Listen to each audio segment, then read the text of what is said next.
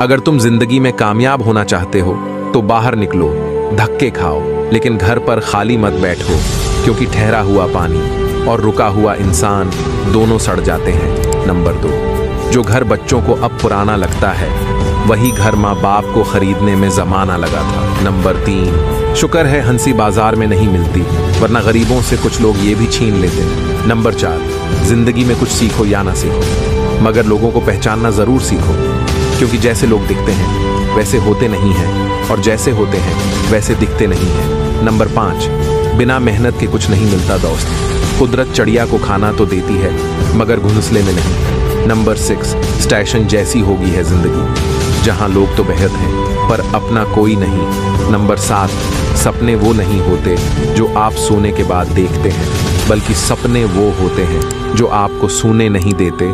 अगर आप इन बातों से सहमत हैं तो कमेंट में यस जरूर लिखना।